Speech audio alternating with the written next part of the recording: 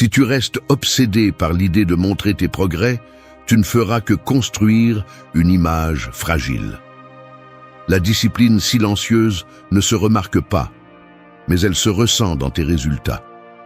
Il peut te falloir des années pour le comprendre, ou tu peux décider d'arrêter de vivre pour l'approbation des autres. Il ne s'agit pas ici de paraître intelligent, mais d'arrêter de jouer pour la galerie et de commencer à discipliner ton caractère. Ici, ce n'est pas l'image que tu renvoies qui compte, mais ce que tu fais quand personne ne te regarde. Si tu dépends de la validation extérieure, chaque pas que tu fais t'éloigne un peu plus de ton propre jugement. Tu n'es fort que lorsque tu peux tenir debout sans témoins ni applaudissements. Et la plupart n'y parviennent pas, car ils ne supportent pas le silence. Mais c'est là que se construit la véritable valeur. Tu ne l'obtiendras pas en postant tes progrès, ni en racontant ce que tu vas faire. Tes paroles valent moins que tes actes, et tes actes valent moins que ta constance. La cohérence ne s'annonce pas, elle se démontre. Si tu cherches l'admiration, tu deviens esclave de l'opinion des autres. Quand tu agis pour toi et que tu tiens ta parole, c'est là que la différence commence. Tu n'as pas besoin de preuves publiques que tu es en train d'évoluer. Tu as besoin d'une discipline privée qui ne demande ni permission ni explication. Reste jusqu'à la fin si tu veux apprendre à discipliner ton esprit et ton corps, à reconstruire ta parole, à créer une valeur authentique et à tenir dans l'ombre, car cette dernière est la plus difficile à accepter. Avant de continuer, abonne-toi et active. Leçon 1. Cesse de rapporter chaque progrès. Éviter la validation constante t'apporte un respect authentique. Ton problème n'est pas le manque de progrès, c'est le besoin constant de le montrer. L'erreur consiste à traiter chaque petite avancée comme si elle nécessitait des témoins, en attendant une réaction extérieure qui n'est jamais suffisante. Tu ne grandis pas si chaque pas doit être vu. La règle est claire, la véritable croissance est silencieuse. Celui qui cherche l'approbation à chaque mouvement perd le contrôle de son processus intérieur. Quand tu rends public chaque réussite, tu transfères ton pouvoir, tu deviens dépendant de la reconnaissance et non de l'avancement. Le respect ne se gagne pas par le nombre de notifications, mais par la discipline que tu maintiens lorsque personne ne regarde. Si tu franchis la limite et t'habitues à tout rapporter, ton caractère s'affaiblit. L'autocontrôle se perd et les gens le remarquent. Ils ne te voient pas fort, ils te voient en demande. La croissance authentique ne fait pas de bruit car elle repose sur la valeur intérieure, non sur la réaction des autres. Si ta motivation dépend des applaudissements, tes progrès sont fragiles. Au bureau, il suffit d'observer la dynamique. Tu termines une présentation et à peine le fichier envoyé, tu le mentionnes à voix haute, espérant que quelqu'un lève la tête et t'accorde un mot d'approbation. Au début, tes collègues acquiescent, lancent un « bien joué » automatique sans détourner les yeux de leurs écrans. Avec le temps, la reconnaissance se fait plus rare. Certains ne répondent même plus. Le silence est sec, inconfortable. Tu commences à remarquer que lorsque tu entres dans la salle, les conversations ne s'arrêtent pas. Personne n'attend que tu rapportes quoi que ce soit, car personne ne le demande. La perception change. Tu n'es plus l'efficace, tu es celui qui cherche l'attention. À la salle de sport, c'est pareil. Une fois la séance terminée, tu sors ton téléphone, tu filmes la dernière série, tu postes l'histoire. Au début, les messages arrivent, les pouces levés aussi. Ensuite, c'est l'écho. Moins de réactions, moins d'intérêt. On te regarde du coin de l'œil depuis l'accueil, les coachs continuent leur routine. Tes progrès, qui étaient personnels, dépendent maintenant de la réaction d'un écran. Quand elle ne vient pas, le doute t'envahit. L'élan s'éteint. À la maison, avec ton partenaire, tu mentionnes chaque petit effort. Aujourd'hui, j'ai médité 10 minutes. J'ai préparé un repas sain. Je n'ai pas regardé mon téléphone pendant le dîner. Au début, un sourire, un « c'est bien ». Puis, un simple « le regard sur le portable, le geste distrait. Ce qui était un mérite devient une routine, et la routine, un bruit de fond. Le respect se dilue dans la répétition. Ainsi, Tes progrès deviennent une monnaie d'échange pour de l'attention. Et quand l'entourage cesse de réagir, tu te décourages, tu perds ta constance et tu te demandes pourquoi le respect ne vient pas. La vérité est simple. Celui qui a besoin de montrer chaque pas n'avance jamais en silence. Et le respect authentique ne se négocie jamais en public. Le résultat te montre la vérité. Si tes progrès ont besoin de témoins, ce n'est pas de la discipline, c'est de la dépendance. La maîtrise s'exerce en l'absence d'applaudissements. Deuxième point. Leçon 2. Ne cède pas face à l'inconfort. Résister à l'impulsion d'abandonner renforce ton caractère. Sénèque a dit « Ne parle que si tu peux améliorer le silence ». En pratique, élimine le superflu et dis uniquement l'essentiel. La véritable croissance ne s'annonce ni ne s'exhibe. Elle se construit dans l'inconfort, dans cet espace où la majorité préfère se taire ou renoncer. La règle est simple. La discipline silencieuse est la base du caractère. Ne cherche pas l'approbation des autres et ne te laisse pas distraire par ce qu'ils pensent de toi.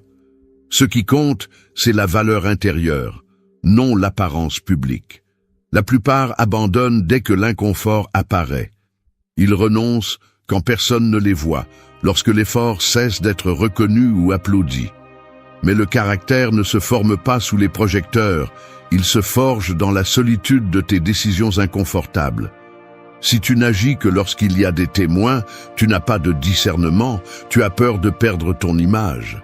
La discipline silencieuse élimine l'inutile, tu ne te justifies pas, tu ne cherches pas d'excuses, tu n'as pas besoin d'applaudissements. Tu fais ce que tu dois, même si personne ne le remarque. C'est cela, l'autocontrôle. Observe un matin ordinaire au bureau. Il est 8h15. Le couloir est presque vide. On entend le bourdonnement des lumières. Tu t'assois et ouvres le tableur. Le chef ne commande plus tes progrès. Les courriels restent sans réponse. La salle de réunion demeure fermée. Personne ne regarde ton écran. Personne ne demande tes résultats. Là, dans l'anonymat, la tentation de relâcher l'effort est constante. Laisser une formule sans vérifier, repousser le rapport, laisser refroidir le café en surfant sans but. Mais tu choisis de rester.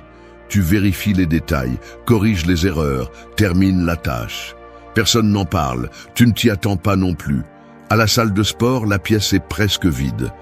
L'écho des haltères qui tombent, la sueur dans les paumes, le miroir embué. Pas de regard curieux ni de camarades pour encourager. C'est à toi de faire la dernière série. Le muscle brûle, l'esprit cherche des excuses. Tu pourrais partir et personne ne le saurait. Mais tu te places sous la barre, inspire et termine la série. À la fin, tu n'entends que ta respiration. L'employé nettoie le sol sans te regarder. Tu quittes les lieux. Il n'y a pas de félicitations, seulement la satisfaction âpre d'avoir accompli. À la maison, la relation s'éteint dans la routine.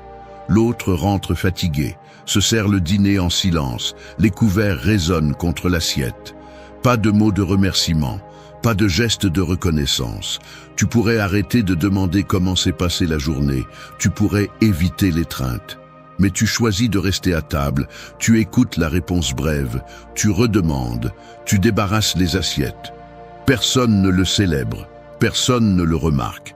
Mais la relation ne s'effondre pas, elle persiste. Les conséquences ne sont pas immédiates. Personne ne t'applaudit, mais on ne te reproche rien non plus. L'entourage commence à percevoir une constance qui n'a pas besoin d'être proclamée. La confiance, lentement, s'installe. Les erreurs diminuent, les résultats s'accumulent. La perception change. Tu n'es plus celui qui cherche la reconnaissance. Tu es simplement celui qui fait. Ce n'est pas le destin, c'est ton comportement répété. Ce n'est que le début. Maîtrise, agir sans témoin. Leçon 3. Tiens tes promesses, même si personne ne regarde. Honorer ta parole fait de toi une personne digne de confiance. Ne cherche pas d'excuses. Fais ce que tu as dit que tu ferais, même si personne ne regarde et que personne ne va te le reconnaître. Agis avec la même exigence lorsqu'il n'y a pas de témoin. Le critère se démontre en privé.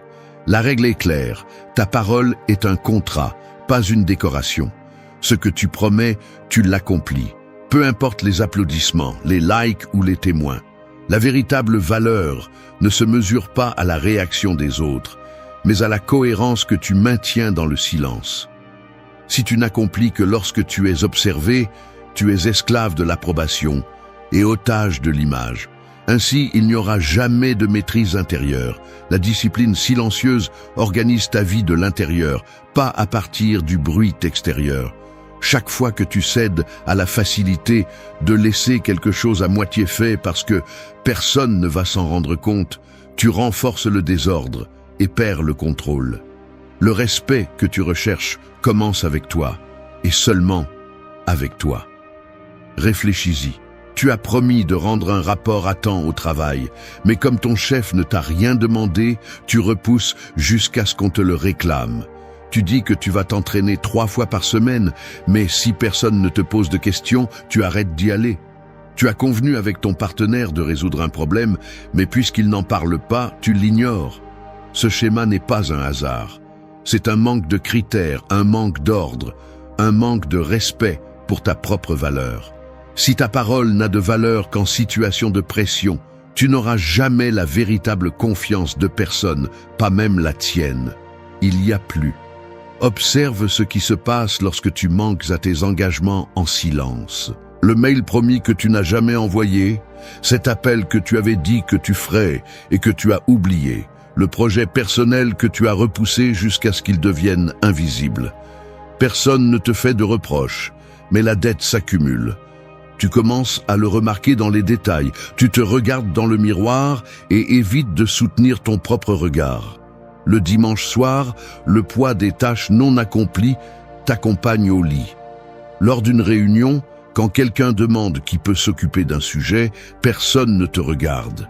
Les opportunités cessent d'apparaître. Tu deviens invisible aussi pour les autres. Le respect ne se perd pas dans les cris, mais dans les longs silences et les promesses rompues que personne ne mentionne. Le jour où tu décides de tenir parole, même si personne ne t'observe, la dynamique change. Tu termines ce rapport même si personne ne l'a demandé, et en l'envoyant en avance, le silence se brise. Ton chef lève les yeux, fait une pause, acquiesce sans un mot. Il n'y a pas d'applaudissements, mais pour le projet suivant, on vient te voir en premier. À la maison, tu règles cette tâche sans que ton partenaire ait besoin de te le rappeler. Elle t'observe du coin de l'œil, ne dit rien, mais la tension baisse. L'ambiance s'ordonne, ta démarche change. La confiance s'installe dans les gestes quotidiens, dans la façon dont tu t'assois, dans le ton avec lequel tu réponds au téléphone. La conséquence est simple. Celui qui tient ses engagements sans témoin est maître de lui-même. Il n'a pas besoin de rappel, ni de surveillance, ni de promesses publiques. C'est la maîtrise. Dans la prochaine leçon, tu comprendras pourquoi ton critère ne dépend pas de l'opinion des autres, mais de ta capacité à rester ferme lorsque personne ne te regarde. Leçon 4. Élimine délibérément les distractions. Couper le superflu. Multiplie ta concentration quotidienne. Épictète a dit: ce ne sont pas les choses qui nous troublent, mais les opinions que nous avons à leur sujet. En pratique, ton jugement est ta chaîne ou ta liberté. Si tu ne mets pas d'ordre dans ton attention, tu es prisonnier de ce que les autres décident de te montrer, et non de ce que tu décides de construire. La règle est simple. Chaque distraction que tu tolères affaiblit ta discipline et dilue ta valeur intérieure.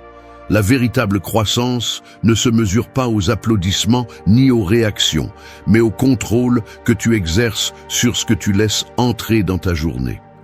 Tant que tu continues à laisser ouvertes les portes au superflu, notifications, messages inutiles, comparaisons constantes, ton énergie se disperse et ton discernement devient opaque. L'approbation extérieure est un mirage. Chaque fois que tu cherches une validation dans ce qui est visible, tu perds de la solidité dans l'invisible. Le respect de soi s'érode à chaque interruption que tu permets parce que tu n'as pas eu le courage d'établir des limites. Ce n'est pas le monde qui te distrait, c'est toi qui refuses de prendre le contrôle. Pense-y au travail. Tu as une tâche clé. mais tu vérifies WhatsApp toutes les 5 minutes. Tu réponds à des messages sans importance et tu passes d'un onglet à l'autre. Tu termines la journée fatigué, avec l'impression d'avoir beaucoup fait, mais sans avancer sur l'essentiel. Ou à la salle de sport. Tu y vas, mais chaque pause est remplie par les réseaux sociaux, à regarder la vie des autres au lieu de renforcer la tienne. Même dans ta relation, au lieu d'écouter vraiment, ton attention est partagée entre l'écran et la personne. Le résultat est le même, présence superficielle, progrès nul. Transporte cela à un après-midi ordinaire. Tu ouvres ton ordinateur portable pour finir un rapport en retard. La notification vibre, l'écran clignote. Quelqu'un t'identifie sur une photo, un autre groupe envoie des mèmes, la boîte mail se remplit de sujets urgents. Aucun ne te concerne. Tu regardes l'horloge. 2 heures se sont écoulées. Le rapport n'a pas bougé. Le bureau est couvert de tasses vides et de papiers non lus. Le téléphone reste à portée de main, jamais en mode silencieux. Tu lèves les yeux et tu vois ton reflet dans la fenêtre. Regard fatigué, mâchoire tendue. La sensation de vide est palpable. Dehors, la lumière change, mais tu restes bloqué sur le même paragraphe. À la maison, la scène se répète. Le dîner refroidit pendant que tu réponds à des messages dont tu ne te souviens plus après. La télévision fait du bruit en fond, mais tu ignores ce qui se dit. Quelqu'un te demande comment s'est passée ta journée et tu te contentes de hausser les épaules. Personne n'insiste. Le silence s'installe. À table, les gestes sont automatiques, les dialogues courts. La déconnexion se lit dans les détails. Regard absent, réponse monotone, absence de vraies questions. Le lendemain, la perception change. Les autres remarquent ton absence, même si tu es là. Les supérieurs doutent de ta fiabilité. Tes collègues cessent de t'inclure dans les décisions importantes. À la maison, la distance s'agrandit. Les conversations deviennent une formalité. Les plans se font sans te consulter. Le respect se perd dans l'invisible et quand tu essaies de le regagner, tu découvres que tu n'as plus de crédit. Ce n'est pas le destin. C'est ta conduite répétée. Et il y a plus. Maîtrise la porte de ton attention. Leçon 5. Décide de ta voix sans chercher l'approbation. Prendre des décisions seul renforce ton énergie intérieure. Tu es en réunion et avant de donner ton avis, tu jettes un coup d'œil pour guetter la réaction des autres. Tu envoies un message important et tu attends la double coche bleue, inquiet de la réponse. Ou tu hésites avant de prendre une décision simple, craignant ce que les autres penseront si tu te trompes. C'est ainsi que tu dilues ta force, en consultant chaque pas, en attendant une permission qui ne viendra jamais. Le principe est simple, la véritable croissance exige une discipline silencieuse et une concentration absolue sur ta valeur intérieure, non sur l'opinion d'autrui. Quand tu remets ta direction à l'approbation extérieure, tu deviens dépendant et prévisible. Le respect ne se construit pas en demandant la permission. Il se gagne en prenant des décisions et en les assumant, même si personne n'applaudit. La discipline silencieuse, c'est agir sans exposer ton processus à l'opinion publique. Si tu cherches l'approbation avant d'agir, ton discernement s'affaiblit. La valeur intérieure se forge dans la solitude, au moment où tu décides sans témoin, sans besoin de reconnaissance. Chaque fois que tu doutes et consultes avant d'agir, tu abandonnes ton pouvoir de décision. Et lorsque ta conduite dépend des applaudissements, tu ne développes jamais une véritable autonomie. Exemple du quotidien. Tu es sur le point de changer de travail. Au lieu d'analyser tes propres raisons et de prendre la décision, tu appelles 3 amis, tu demandes l'avis de ton partenaire, tu consultes des forums. Au final, ton choix est la moyenne de ce que les autres pensent, pas le reflet de ton caractère. Ou à la salle de sport. Tu t'arrêtes au milieu de la série parce que tu remarques que personne ne te regarde. Et tu as l'impression que ton effort ne compte que s'il est visible. Ainsi, tu prends l'habitude de mesurer ta progression selon la réaction des autres et non selon tes propres critères. Même dans les petites choses, tu envoies un message et si tu ne reçois pas de réponse immédiate, tu t'inquiètes, tu doutes de toi. Cette habitude te rend faible, anxieux, toujours à la merci de la validation extérieure. Et le vrai progrès n'arrive jamais, parce que tu n'agis jamais par conviction, seulement par réaction. Autre scène, tu sors dîner avec un groupe et, devant le menu, tu attends que tout le monde commande avant de te décider, observant leur plat pour ne pas détonner. Lorsque le serveur arrive, ta voix est à peine audible, tu hésites une seconde de trop. Quelqu'un te demande pourquoi tu as choisi cela et tu te justifies alors que personne ne l'a demandé. La conversation continue, mais ton insécurité flotte dans l'air, invisible mais perceptible. Tes gestes te trahissent. Tu jettes des regards en coin, tu acquiesces trop, tu souris excessivement en quête d'acceptation. À la fin de la soirée, tu repars avec la sensation de ne pas avoir été présent, d'avoir agi uniquement pour t'intégrer. Les conséquences s'accumulent. Au bureau, tes collègues commencent à percevoir ton indécision. Ils ne te sollicitent pas lorsqu'il faut résoudre une urgence. Cela se voit dans les silences gênants avant que tu ne parles, dans les regards échangés en attendant que quelqu'un d'autre prenne l'initiative. Ta valeur perçue diminue. L'opportunité n'attend pas celui qui doute. Ce n'est pas le destin, c'est ta conduite répétée. Cette erreur paraît petite. La suivante ne l'est pas. Maîtrise. Le silence est une position. Leçon 6. Fixez des limites claires à ceux qui absorbent votre temps. Protéger votre espace vous permet de grandir solidement. Il y a une chose que tu dois accepter. Si tu ne poses pas de limites claires, d'autres décideront à quoi tu consacres ton temps et ton énergie. Ce n'est pas un hasard si tu te sens vidé ou si tu n'avances pas. C'est la conséquence directe d'avoir laissé ton espace disponible à n'importe qui. Le principe est simple, ta véritable croissance dépend de la protection de ton temps contre ceux qui l'absorbent sans rien apporter. Si tu ne sais pas dire non, ta discipline s'effondre avant même d'avoir commencé. Il ne s'agit pas d'être dur sans raison ni de devenir inaccessible. Il s'agit de reconnaître l'auto-illusion. Tu crois que rester toujours disponible te rend plus précieux, mais cela ne fait que te rendre plus manipulable. Les personnes qui ne respectent pas ton temps apprennent vite qu'elles peuvent t'interrompre, te demander des services, te distraire avec leurs urgences. Tu deviens la ressource facile, celui qui ne dit jamais stop. Et pendant que tu cherches l'approbation ou que tu crains de déplaire, eux font avancer leurs propres projets. Tous ces sacrifices silencieux ne te rapprochent pas de tes objectifs. Ils t'enfouissent seulement dans l'agenda des autres. Au travail, tu es celui qui répond aux messages WhatsApp en dehors des horaires, celui qui prend en charge les tâches des autres parce qu'il ne sait pas dire non. Il suffit de regarder ta boîte de réception, des messages sans importance, des demandes de dernière minute, des réunions inutiles auxquelles tu assistes seulement par obligation. Dans ton groupe d'amis, tu es celui qui est toujours disponible, même si tu annules tes propres projets. Tu reçois des appels inattendus, des messages pour résoudre des problèmes qui ne te concernent pas, des invitations de dernière minute auxquelles tu acceptes, même si tu as d'autres priorités. En couple, tu cèdes ta routine quotidienne pour t'adapter au rythme de l'autre, même si cela te laisse 100 ans pour t'entraîner, lire ou travailler sur ce qui compte vraiment. Tu remarques que tes livres prennent la poussière, que tes vêtements de sport restent dans l'armoire et que ta liste de tâches personnelles ne diminue jamais.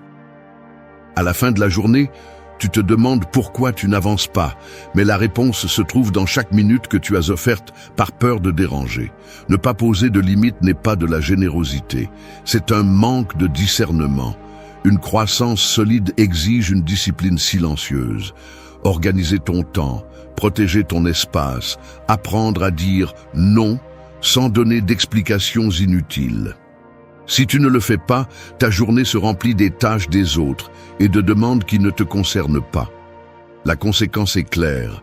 Tu perds le contrôle de ton propre développement. Tu stagnes. Les autres commencent à s'y attendre de ta part.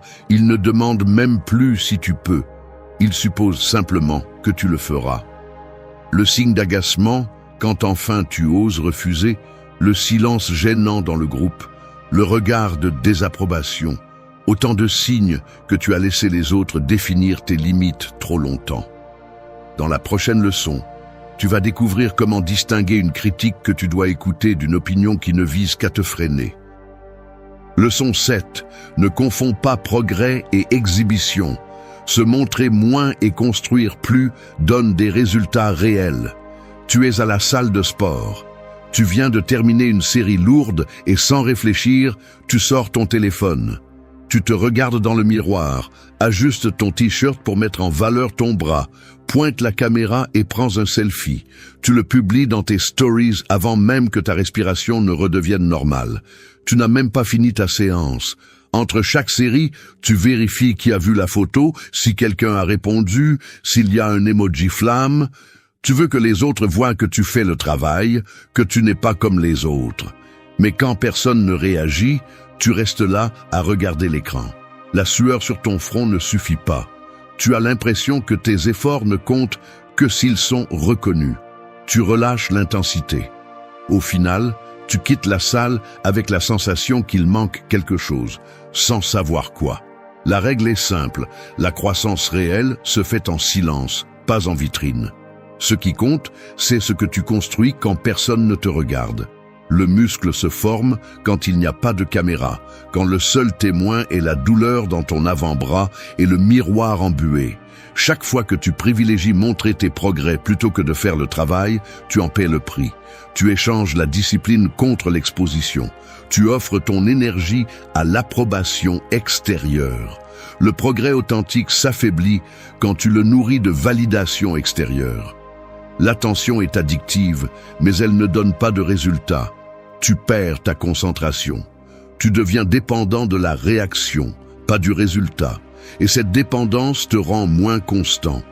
Parce que quand il n'y a pas d'applaudissements, ta motivation s'en va. Et c'est là que la majorité abandonne. Regarde au travail. Tu as une idée, à peine une ébauche.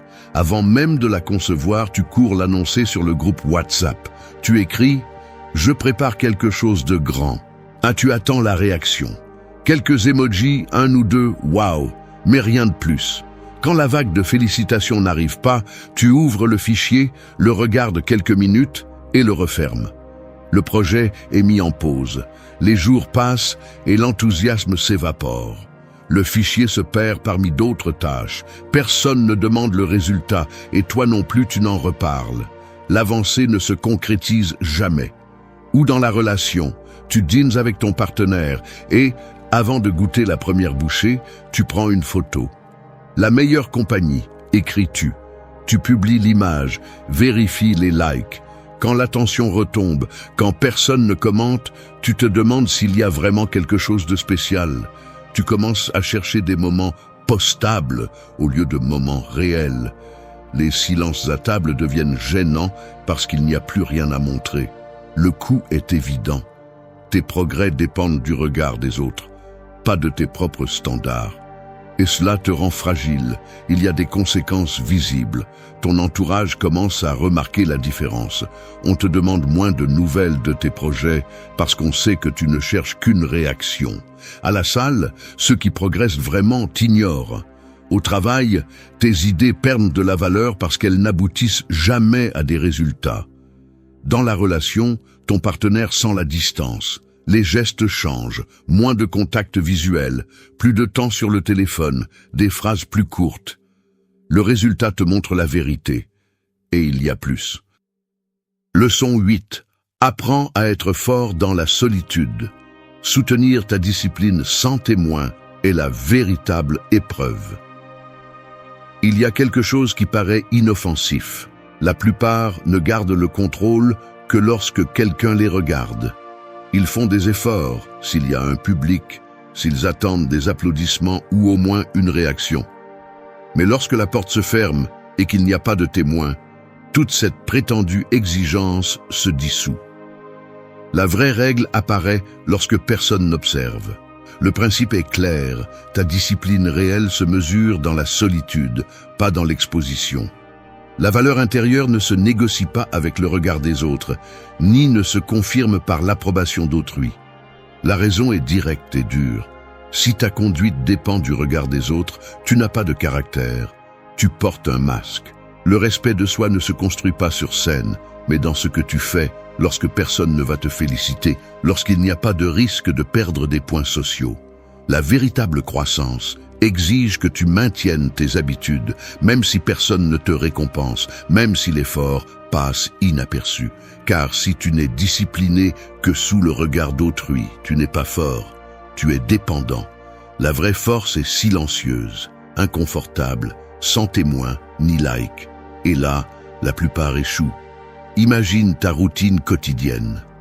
Quand ton chef est là, tu fais semblant de travailler avec rigueur. Le clavier claque, l'écran change d'onglet dès qu'il passe derrière toi. Mais quand il s'en va, tu laisses la tâche à moitié faite et tu consultes ton téléphone. Les minutes filent. À la salle de sport, tu fais des répétitions impeccables s'il y a quelqu'un qui regarde, tu ajustes même les poids avec une pause théâtrale.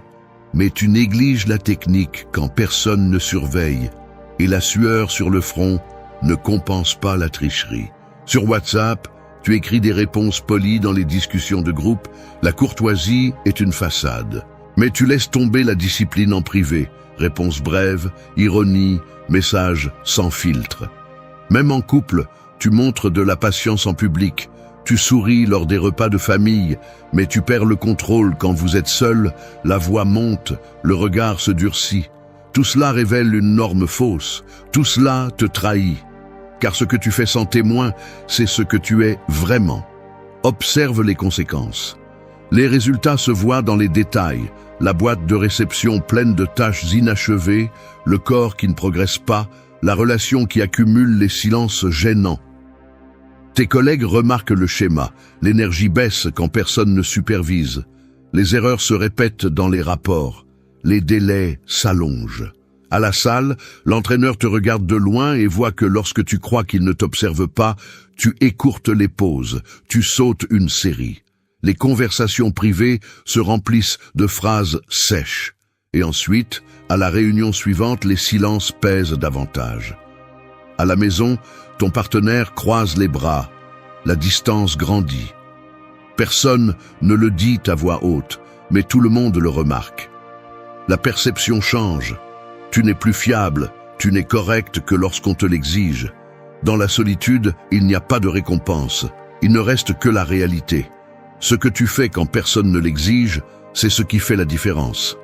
Si tu ne maintiens ta discipline que lorsqu'il y a une récompense immédiate, tu n'as pas de caractère, tu es dépendant.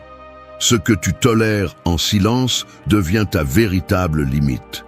Le respect de soi ne s'obtient pas par des gestes publics, mais parce que tu défends quand personne ne l'exige. Tu peux continuer à chercher des témoins ou commencer à être ton propre juge. La différence se voit dans ton miroir. Maîtrise. La discipline invisible est la seule qui compte. La véritable croissance ne fait pas de bruit. Elle ne dépend pas du regard des autres, ni des applaudissements.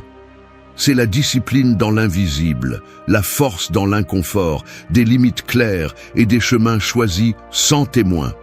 Il ne s'agit pas de montrer, mais de soutenir. Si tu cherches le progrès, ne le confonds pas avec l'exposition. Si tu veux avancer, ne le négocie pas avec le monde. Ce qui compte, c'est ce que tu fais quand personne ne regarde, ce que tu coupes à la racine même si ça fait mal, ce que tu maintiens malgré le silence. L'approbation extérieure est volatile, la valeur intérieure demeure. Il n'y a pas de raccourcis ici, seulement du travail silencieux, des décisions fermes et la volonté de supporter la solitude quand c'est nécessaire. L'essentiel est au centre de l'attention, pas le visible. Le reste n'est que distraction. Dis-moi en commentaire quelle leçon t'a le plus marqué. Si cela t'a aidé, abonne-toi. Maintenant tu le sais. Ce n'est pas le silence qui te rend le contrôle après une rupture, même si beaucoup veulent y croire. La vérité inconfortable est que cesser de répondre, couper le contact ou disparaître ne te rend pas plus fort. Cela te donne seulement l'illusion d'avoir le pouvoir. Tandis qu'à l'intérieur, tu es toujours attaché à l'attente d'une réaction ou d'un regret de l'autre. Le stoïcisme n'a jamais été une question de punir l'autre par l'absence, mais de comprendre le mécanisme le plus simple et brutal de l'autogouvernance. La seule chose que tu peux contrôler, c'est toi-même. La tentation d'utiliser le contact zéro comme arme est énorme, car cela semble facile et te donne l'espoir que l'autre souffre comme toi. Mais c'est là que réside le véritable coup psychologique. Tant que ton énergie tourne autour de ce que l'autre pense, rien ne change en toi. Tu n'as pas besoin que quelqu'un te manque pour retrouver ta valeur. Celui qui transforme réellement sa vie ne cherche pas à impacter l'autre, mais à fracturer la dépendance émotionnelle en lui-même. Le silence n'est pas une fin. C'est juste le premier filtre pour arrêter le bruit extérieur. Ce qui compte, c'est ce que tu fais avec ce vide. La véritable victoire n'est pas que l'on te supplie de revenir, mais que cela ne t'importe plus. Parfois, le plus grand acte de pouvoir est de prouver, par des actes et non par l'absence, que tu as changé au point de ne plus être la même personne qui a été blessée. La douleur devient discipline, et la discipline devient liberté. Quand ton avancée est irréversible, il n'y a rien qu'il puisse te rendre. Ne cherche pas à ce qu'on te manque, cherche à ne jamais en avoir besoin. 1. Cherche ta croissance, pas la réaction des autres. La vérité est celle-ci, si tu es constamment préoccupé par la réaction de l'autre, tu restes lié. Peu importe combien tu t'efforces de feindre l'indifférence, ni à quel point tu crois que ton silence est impeccable. Si ce que tu fais a pour but de provoquer ou de manipuler la réponse de celui qui t'a blessé, tu continues à danser au rythme de sa volonté. Ce n'est pas du pouvoir, c'est une dépendance déguisée. Grandir, ce n'est pas attendre que l'autre ressente ton absence, ni alimenter la fantaisie que son monde s'effondre parce qu'il ne t'a pas. Ce compte, seul ton ego blessé y croit, celui qui a besoin de validation et de vengeance parce qu'il n'a pas encore compris où se trouve la véritable force. La croissance n'est pas un spectacle, ni une punition, ni une revanche. C'est un processus silencieux, parfois brutalement inconfortable, qui ne se négocie pas avec l'espoir que l'autre se repente ou revienne à genoux. Il ne s'agit pas de savoir qui ignore le mieux, ni qui fait le plus souffrir. Il s'agit de rompre l'addiction à la reconnaissance des autres, de cesser de mesurer ta valeur par des réactions extérieures, de lâcher la fantaisie du contrôle. Si ton contact zéro n'est qu'un déguisement pour ta colère et ton besoin d'approbation, la seule chose que tu obtiens est de te cramponner à la même blessure. La liberté n'arrive pas parce que l'autre souffre, mais parce que tu cesses de nécessiter une réaction de sa part. La mentalité stoïque n'est pas de cesser de ressentir, mais de cesser d'obéir à l'impulsion de punir ou de manipuler les autres par ton comportement. Si ta guérison dépend de ce qui se passe en dehors de toi, alors ta vie reste hypothéquée à des décisions que tu ne contrôles pas. Voilà le piège. Tu préfères investir de l'énergie à imaginer comment se sent l'autre, plutôt que de faire face au travail difficile de te transformer. N'es-tu pas fatigué de déléguer ton bien-être à quelqu'un qui a déjà prouvé qu'il ne sait pas le préserver? Ton pouvoir n'est pas dans l'impact que tu as sur l'autre, mais dans la distance que tu parviens à mettre entre tes actions et ses attentes. Il y a une phrase que tu dois te rappeler. Ta croissance t'appartient, la réaction de l'autre est sans importance. Personne ne peut te retirer ce que tu construis vraiment à l'intérieur, peu importe combien il l'ignore, le critique ou le méprise.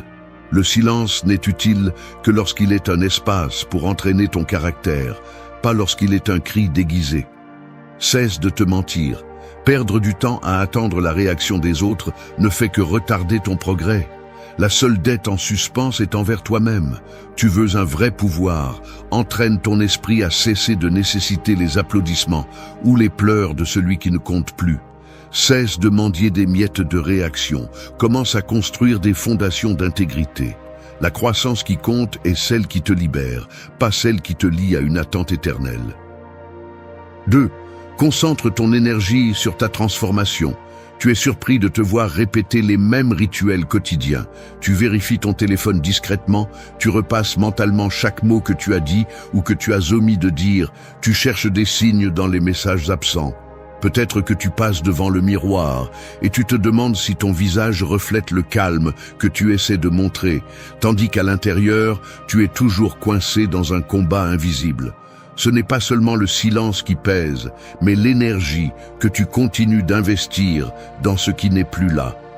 Cette énergie est une ressource finie, et souvent tu la dépenses à alimenter une histoire où tu es la victime ou le bourreau, mais rarement le protagoniste de ta propre transformation. Le vrai travail commence lorsque tu cesses de regarder vers l'extérieur et que tu te demandes, avec une brutalité honnête, dans quoi tu as investi tes jours. Le piège le plus courant est de croire que guérir dépend du temps ou de l'oubli, alors qu'en réalité, cela dépend de ce sur quoi tu choisis de concentrer chaque pensée, chaque réaction, chaque petit acte qui te définit. C'est ici que la philosophie stoïque n'est pas seulement une théorie lointaine, mais un exercice constant d'autosurveillance. Il ne s'agit pas de ne pas ressentir de douleur, ni de supprimer les émotions.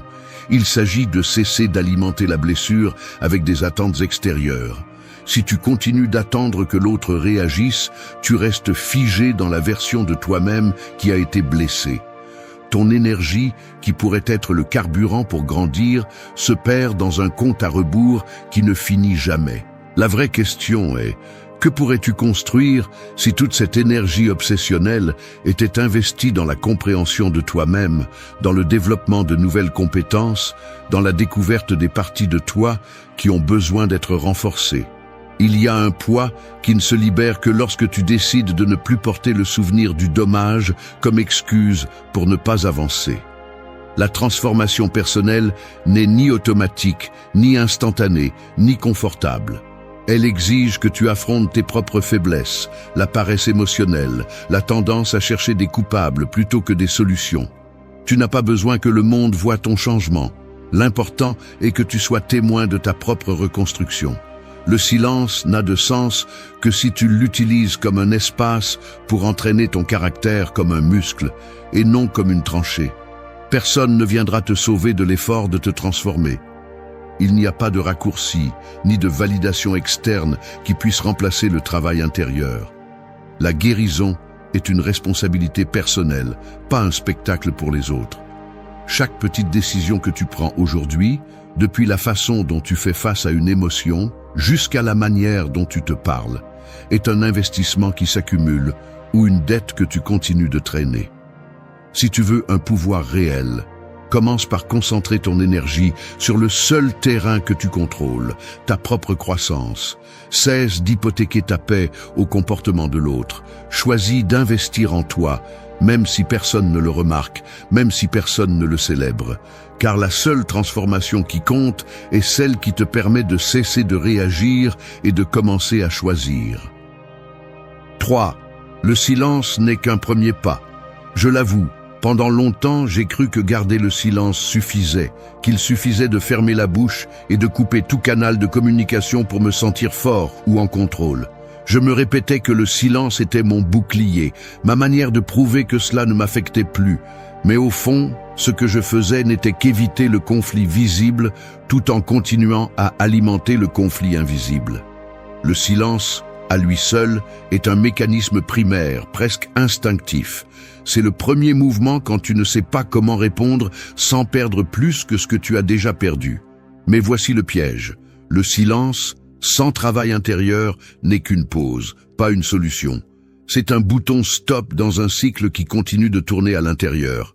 Le véritable défi commence après, quand tu dois décider ce que tu vas faire avec tout cet espace qui s'ouvre entre toi et l'autre personne. Le remplis-tu de ressentiments, de fantasmes de revanche, ou l'utilises-tu pour construire quelque chose de radicalement différent en toi? Analyser ce qui se passe dans ce vide révèle beaucoup sur ta position réelle. Si tu cherches seulement le silence pour ne pas t'exposer, pour garder l'apparence de force, alors tu continues à agir par peur et par besoin de te cacher. Faire taire l'autre ne signifie pas faire taire l'influence qu'il a sur toi. C'est là que la plupart échouent. Ils croient que le contact zéro suffit parce qu'ils coupent le bruit extérieur, mais ils ne réalisent pas que le bruit intérieur peut devenir assourdissant. Le silence n'est qu'un seuil. La complexité vient après, quand tu commences à faire face à tes propres mécanismes de déni, aux arguments que tu inventes pour te justifier et aux excuses qui te maintiennent sur le même point. Sans autocritique, le silence n'est qu'une évasion. Sans transformation, c'est juste un masque de plus. La stratégie stoïque vise un autre type de processus. Elle ne te dit pas de te taire pour paraître dominant, mais d'utiliser le silence comme un espace fertile où tu peux observer tes schémas, reconnaître tes réactions automatiques et commencer à démonter chacun des mécanismes qui te lient. Ici, l'auto-tromperie ne sert à rien, car chaque minute que tu passes à penser à la réaction de l'autre est un temps investi dans ta propre faiblesse. Le silence authentique est celui qui te permet de voir clairement où tu dépenses ton énergie mentale, dans quelles pensées tu te bloques et quelles sont les impulsions que tu aimerais contrôler mais que tu ne peux pas encore. Transformer le silence en quelque chose d'utile implique une séquence inconfortable de décisions. Choisir quelles pensées méritent ton attention, identifier les pièges de ton propre discours intérieur, cesser d'alimenter la narration de victime ou de justicier. La différence réside dans l'utilisation que tu fais de cet espace. Tu peux rester figé, attendant que l'autre remarque ton absence, ou tu peux utiliser ce même silence pour réécrire tes propres habitudes et renforcer des parties de toi que tu as toujours mises de côté. Ici, une honnêteté brutale est requise. Chaque pensée que tu répètes est un investissement ou une dette. Le silence n'est pas une victoire, c'est un terrain neutre. Le véritable progrès se produit lorsque le silence devient laboratoire, pas prison. Personne ne grandit simplement en se taisant. Tu ne grandis que lorsque tu transformes le silence en autoconscience et en action réelle. Le premier pas est de se taire, le suivant est de te transformer. Le silence sans travail n'est qu'une longue pause. La transformation commence lorsque tu utilises cette pause pour construire une version de toi qui n'attend plus rien de l'autre. 4. Change pour toi, pas pour les autres. Tu vois quelqu'un sculpter une figure en bois avec une patience féroce. Chaque copeau qui tombe, chaque marque sur la surface révèle moins de la douleur originale et plus de la nouvelle forme qu'il décide d'imposer. Il ne se demande pas si le morceau de bois se souvient du coup, ni si la poussière au sol se réunira un jour avec la pièce principale. Il est uniquement concentré sur la sculpture qui émerge, répondant seulement à son propre rythme et à sa main ferme. Ainsi doit être ton changement, pas une réaction automatique à ce qui t'a été fait, mais une œuvre délibérée qui n'a besoin ni de témoins ni d'approbation. Lorsque toute ton énergie est dirigée à montrer à l'autre que tu ne t'en soucies plus, tu restes enchaîné par le reflet de son regard, piégé dans la salle d'attente d'une validation qui n'arrive jamais. Changer pour soi exige une brutalité d'honnêteté. Les gestes vides, les changements forcés par le ressentiment ou pour prouver quelque chose, finissent par être un déguisement inconfortable qui se défait à peine la lumière de la scène s'éteint. Il y a une différence abyssale entre transformer ta vie parce que tu le veux et le faire pour provoquer une réponse. Le premier est un acte de maturité, un investissement à long terme dans ton propre caractère. Le second, un pari court et épuisant, car tu n'auras jamais le contrôle sur la réaction des autres. Celui qui change pour les autres vit en attente des applaudissements ou du mépris, n'a jamais de paix, ne se repose jamais. Celui qui change pour lui-même, en revanche, commence à réaliser que la véritable force ne se mesure pas au silence qu'il parvient à imposer, mais à la cohérence qu'il maintient quand personne ne le regarde. Cela devient évident dans de petits détails. La façon dont tu te lèves le matin, la discipline avec laquelle tu te parles quand tu tombes, la manière dont tu choisis à quelle pensée donner un foyer et à lesquelles fermer la porte. Le changement réel est privé et parfois silencieux jusqu'à l'invisibilité. Il n'exige pas que le monde l'observe ni que le passé le reconnaisse. L'ironie est que plus tu t'obsèdes sur l'impact que ta transformation peut avoir sur l'autre, moins ton processus est authentique et plus ton avancée devient fragile. La croissance qui compte ne laisse pas de place au théâtre. Si tu veux la liberté, lâche la nécessité que quelqu'un d'autre le remarque. Change pour toi, même si personne ne t'applaudit. C'est la ligne qui sépare celui qui se libère de celui qui reste lié au cycle des attentes des autres. Arrête de regarder vers l'extérieur en cherchant une réaction. Regarde à l'intérieur et demande-toi si le chemin que tu prends contribue à ta propre intégrité, si la discipline que tu cultives naît de la conviction ou du ressentiment. La douleur, quand tu l'utilises bien, est l'outil avec lequel tu sculptes une version de toi-même qui ne dépend pas de la mémoire du dommage. Ne poursuis pas l'écho de ton absence dans la vie des autres. Sois présent dans ton propre processus. La transformation authentique n'a pas besoin de public. C'est le seul changement qui ne se renverse pas. 5. Rends ton avancement irréversible. Rien ne change si tu restes le même. Tu peux couper le contact, effacer des messages, bloquer des numéros et mettre en place toute la mise en scène du détachement, mais tant que ton esprit continue de fonctionner selon les mêmes vieilles règles, tout ton avancement est réversible, fragile, superficiel. Ici, il n'y a pas de place pour les demi-mesures. Si ta croissance dépend du fait que l'autre ne réapparaisse pas, tu restes prisonnier de son ombre. Prends tes responsabilités une bonne fois pour toutes. Chaque fois que tu répètes des excuses sur la difficulté de lâcher prise, la seule chose que tu démontres, c'est que tu préfères le confort de ton propre stagnation plutôt que le vertige d'avancer sérieusement. Personne ne va te donner la vie que tu veux. Personne ne viendra briser la routine que tu refuses de démonter. Si tu continues d'attendre que quelque chose d'externe t'oblige à bouger, alors ta récupération n'est qu'une pause fragile qui s'effondre dès que l'autre traverse ton esprit ou ton chemin. L'avancement irréversible ne se produit pas par accumulation de jours en silence ou par le nombre de fois où tu réussis à retenir un message que tu n'as jamais envoyé. Cela se produit lorsque tu ajustes le mécanisme interne que tu utilisais pour mendier de l'attention. C'est brutal, oui, car cela t'oblige à cesser de blâmer les autres pour ta dépendance et à regarder en face la partie de toi qui se complaît dans la faiblesse. Ici, il n'y a pas de place pour les discours d'autocompassion. Si tu veux vraiment couper le cycle, tu dois être impitoyable avec tes propres habitudes, avec cette habitude de chercher dans le passé une excuse pour ne pas construire l'avenir. Ce qui te retient n'est pas la douleur, c'est ton addiction à l'ancienne version de toi-même, celle qui trouve toujours des arguments pour ne pas avancer. Arrête de te mentir. Celui qui change vraiment ne laisse pas de porte entrebâillée ni ne garde de clé de rechange pour revenir en arrière. La véritable croissance n'admet pas de recul. Si tu veux du pouvoir, commence à prendre des décisions inconfortables et maintiens-les jusqu'à ce que la tentation de revenir soit sans importance.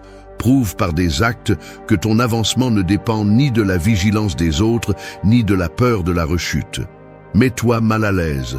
Change tes routines, détruis les rituels que tu utilisais pour te sentir en sécurité dans ton propre auto-illusion. Renonce à la satisfaction que l'autre remarque ton absence. Le progrès irréversible ne se proclame pas. Il se construit en secret, à l'épreuve de tes propres faiblesses. Entraîne ton esprit comme tu entraînerais un muscle. Répète l'effort jusqu'à ce que la discipline pèse plus que l'habitude de chercher des miettes de réaction. Si aujourd'hui tu te demandes quand tu cesseras de rechuter, la réponse est claire, le jour où tu choisiras de ne plus être ton propre obstacle. Personne ne peut te ravir un avancement qui ne dépend de personne d'autre. Choisis aujourd'hui de ne plus construire tes fondations sur le sable des attentes des autres. Rends-le si irréversible que la seule option soit de continuer à grandir, même si cela fait mal, même si personne ne le voit, même si tu dois le faire seul. Car c'est seulement ainsi que l'avancement cesse d'être un geste et devient ta nouvelle nature. 6. Laisse derrière toi le besoin d'approbation. La vérité inconfortable est celle-ci. Tant que tu cherches l'approbation, tu restes prisonnier. Peu importe combien tu t'efforces de prouver que cela ne t'affecte plus, ni à quel point ton indifférence est convaincante, si au fond tu as besoin de reconnaissance ou de validation, ta liberté n'est qu'une illusion. Il y a un piège silencieux dans ce besoin. Il te convainc que ta valeur dépend du regard des autres. que tu n'es suffisant que si quelqu'un d'autre le confirme. Ainsi, chaque avancée personnelle est contaminée par l'attente d'être vue, applaudie ou même remarquée. C'est une dette émotionnelle qui ne se termine jamais de se payer et qui consomme ton énergie par petites doses quotidiennes, te volant l'autonomie que tu cherches à construire. Le véritable conflit se déroule en toi. Une partie de ton esprit comprend que tu devrais avancer uniquement pour toi. Mais une autre partie continue d'attendre des signaux externes, un geste qui valide ton processus. Cette contradiction interne est épuisante, une sorte de filtre déformant qui altère chaque réalisation personnelle et la rend incomplète. Le mécanisme est subtil, presque automatique. Chaque fois que tu parviens à résister à l'impulsion de chercher un contact, chaque fois que tu maintiens le silence, apparaît la fantaisie que l'autre observe ta transformation, qu'il reconnaît ce que tu as perdu ou ce qui t'a coûté d'arriver ici. Mais cette pensée révèle la dépendance que tu n'as pas coupée. C'est comme si tu avais un compteur invisible qui ne compte des points que si l'autre les regarde. La vérité est que personne ne peut remplir ce vide pour toi, et continuer à attendre qu'il le fasse est une forme d'auto-sabotage. Accepter cela est inconfortable, car cela t'oblige à regarder en face la partie la plus fragile de ton estime de soi. C'est là que la philosophie stoïque frappe avec toute sa brutalité. Tu n'as aucun contrôle sur l'opinion des autres, ni sur leurs émotions, ni sur le récit qu'ils construisent sur toi. La seule chose que tu peux gouverner est ta réponse, ton processus, ta reconstruction interne. Chaque fois que tu te surprends à imaginer comment l'autre réagirait à ton changement, chaque fois que tu ressens une douleur en ne recevant pas de reconnaissance, souviens-toi de cela. La vraie valeur ne dépend pas de témoins.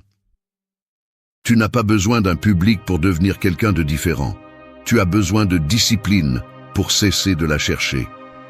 L'entraînement commence lorsque tu décides de cesser d'alimenter ce mécanisme automatique de recherche d'approbation.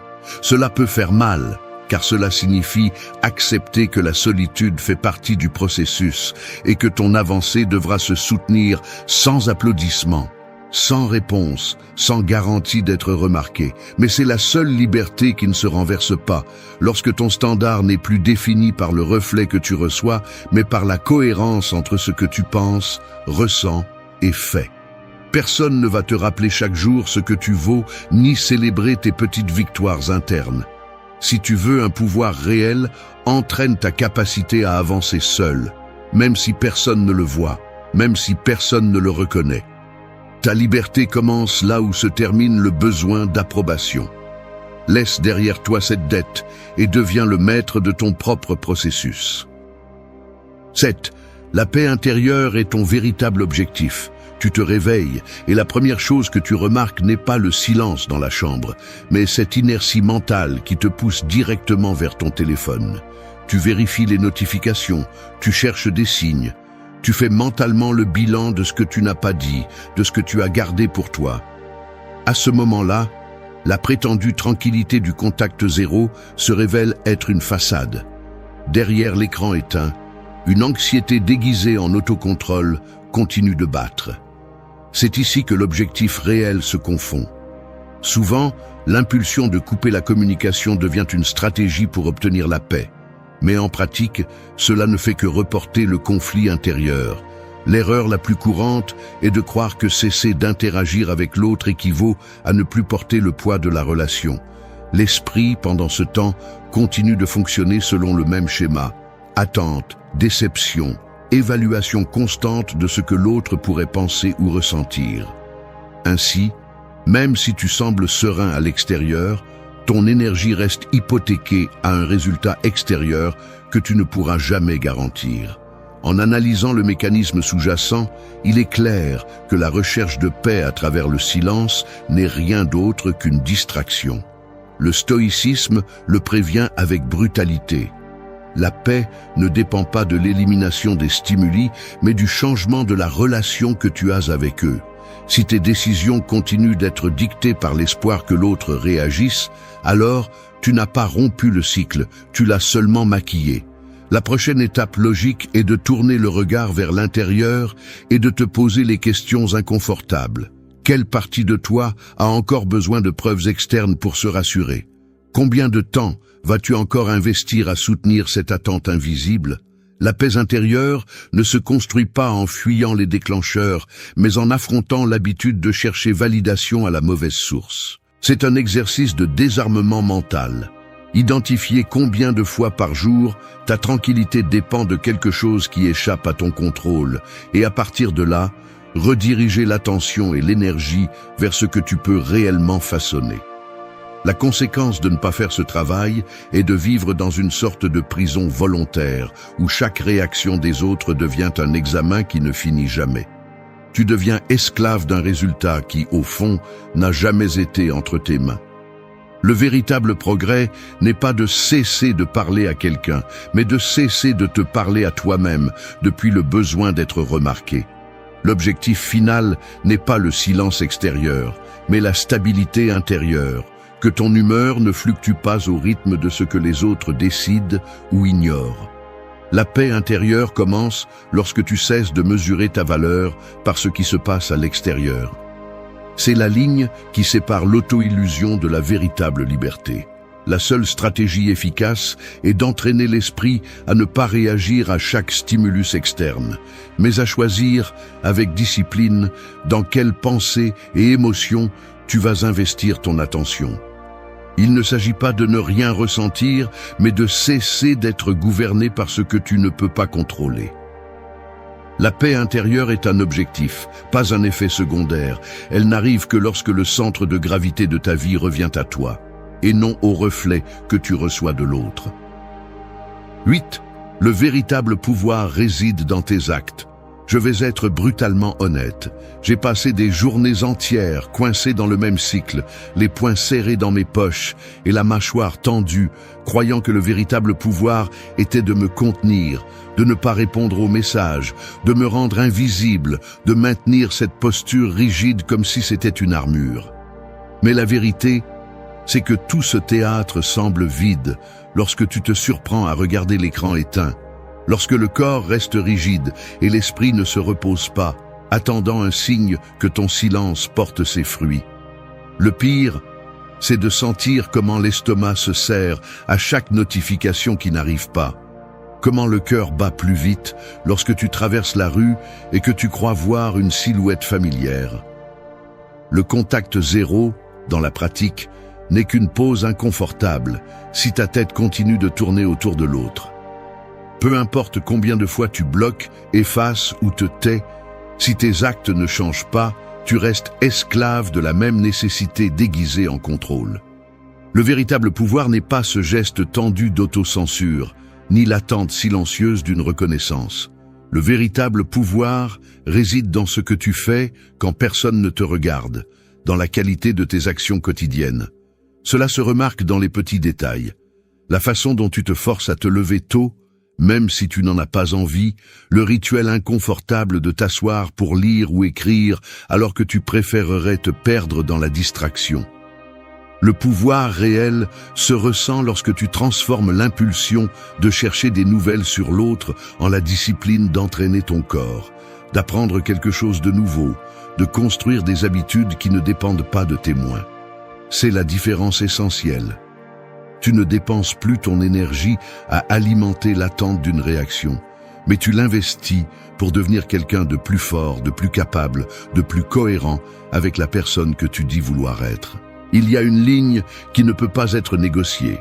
Tes actes sont les seuls arguments qui comptent. Tu peux raconter 1000 histoires sur ce que tu ressens ou ce que tu penses, mais au final, ce qui te définit, c'est ce que tu fais quand personne ne le valide. La croissance authentique ne laisse pas de place aux justifications ni aux fantasmes de vengeance. Elle se construit dans la répétition inconfortable de décisions qui coûtent, dans la constance que personne n'applaudit, dans la fatigue physique et mentale que toi seul connais. Le véritable pouvoir ne fait pas de bruit. Personne ne peut te retirer un avancement qui est ancré dans tes propres actes. À ce moment-là, la véritable rupture se produit. Tu cesses de mesurer ta force par la réaction des autres et tu commences à gagner du respect pour toi-même, car chaque action cohérente est une dette de moins envers ton passé. Il n'y a pas de raccourci ni de formule magique. La douleur se recycle en discipline. L'anxiété se transforme en clarté lorsque tu te forces à agir, même si ton corps demande à reculer. Tu te reconstruis avec tes actes, pas avec tes intentions. C'est là, et seulement là, que se trouve le pouvoir que personne ne peut te prendre. Lorsque ta vie se remplit d'actions qui s'additionnent, le silence de l'autre devient irrélevant. Tout le reste n'est qu'une illusion de contrôle. C'est dans ce que tu fais, jour après jour, que se joue la seule récupération qui compte. 9. Utilise la douleur comme moteur d'amélioration. La douleur n'est pas une alarme que tu peux éteindre, ni un accident dont tu peux fuir. C'est comme avoir une machinerie interne qui surchauffe chaque fois que tu insistes à regarder du mauvais côté.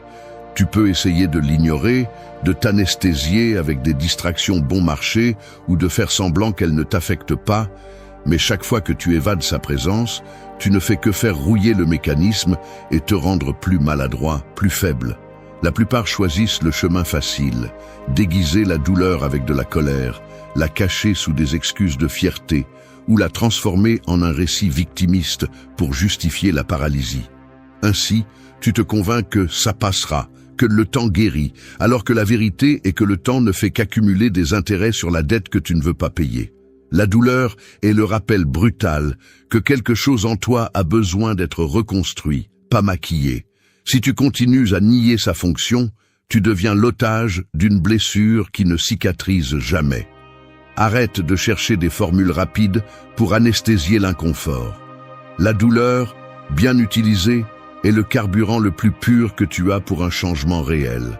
Chaque fois que tu l'esquives, tu choisis de te résigner à être la version brisée de toi-même.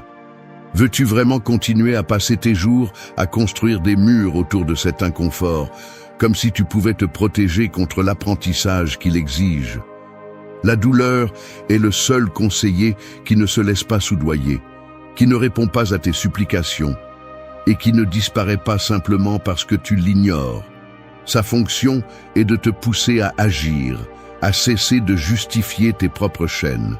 Si tu oses arrêter de fuir, si tu utilises la douleur comme un moteur et non comme une excuse, tu transformes le poids mort en nouvelle force. La douleur révèle tes points faibles, mais elle te montre aussi exactement où investir ton prochain effort.